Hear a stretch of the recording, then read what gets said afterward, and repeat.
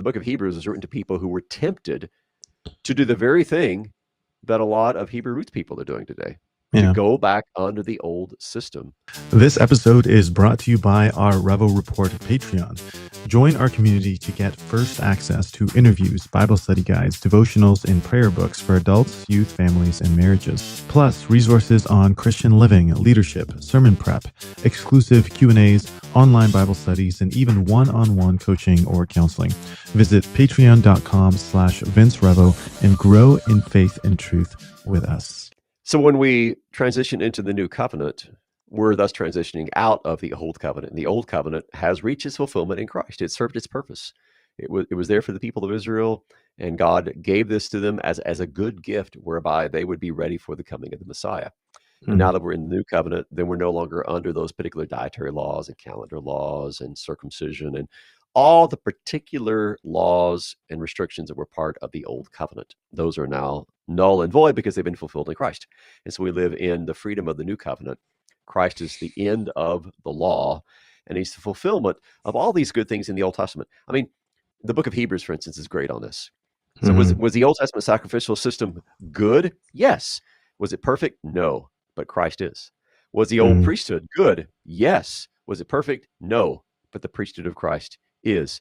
And you can just keep going on and on with this. And that's a big word in Hebrews. Something better, something perfect has come.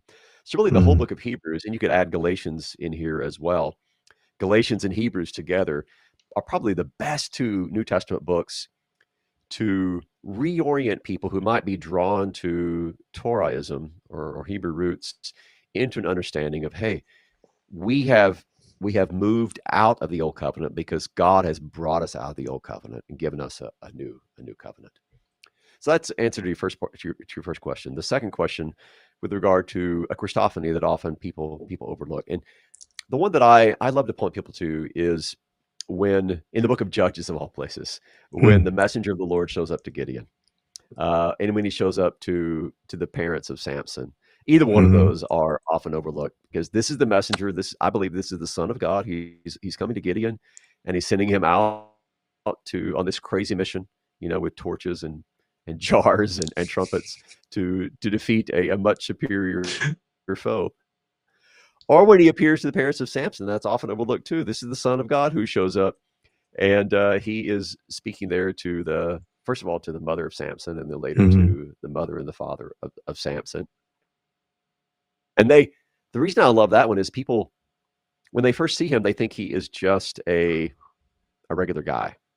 And it's only later when they realize he is actually the messenger of the Lord. So this shows that he appears to people under a human guise, even though he's not yet incarnate. He's appearing in this human form in order that he can converse and interact with them. Yeah, I've always wondered that as well, especially that Gideon story. Thinking about that, never really thought about Samson. I wonder what misconceptions people have that where they get drawn to Torahism or the Hebrew roots, because I've had comments in some of my videos saying people are not being more legalistic, they're just being more liberal now. But there are some people who are drawn to a more legalistic, ritualistic, I don't know, we can call it, I guess we can't call it gospel, right? But what are some misconceptions do you think that these Christians have that get them going in that direction? Do you have any thoughts on that? Yeah, well, I think a lot of what drives people in that way, in that direction, is a true desire to do the will of God, a true desire to serve Him, and they find within the Old Testament very concrete ways to do this. There's kind of a sort of what's behind this, I think, theologically, is the desire to have skin in the game of salvation, to do something. So, God's done his part, and now it's up to me to do my part. And, well, how am I going to do that? Well, here's some very concrete ways in which I can do this. Here's some concrete ways the Old Testament people did it. So I also can incorporate that into my own spiritual life. I can observe the dietary laws. I can celebrate Passover and booths and everything else from the Old Testament. And then also we as human beings are ritualistic people. We even people who claim they aren't really ritualistic. They have their rituals. They may not realize it, but all of us Right. have our rituals.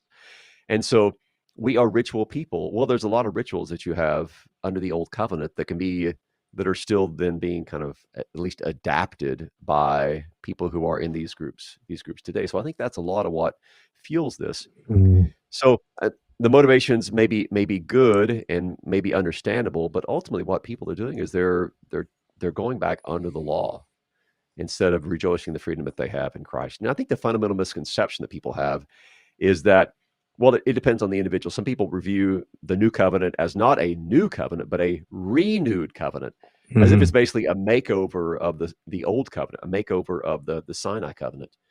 Well, there is not even a hint of that in the book of Hebrews.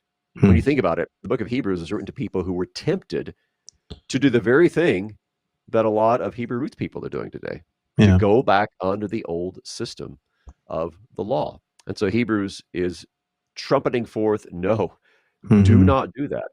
Paul calls Right. that a false gospel, which is no gospel at all. So uh, motivations are different. The misconceptions are different. But I think at the very core of this, the misconception is that people don't understand that when the old covenant came to an end in the new covenant, it is not something that we can go back under. And the old covenant never says, do as much of me as you want. It's an all or nothing deal. So Right. if you want to be under the law, you're under it.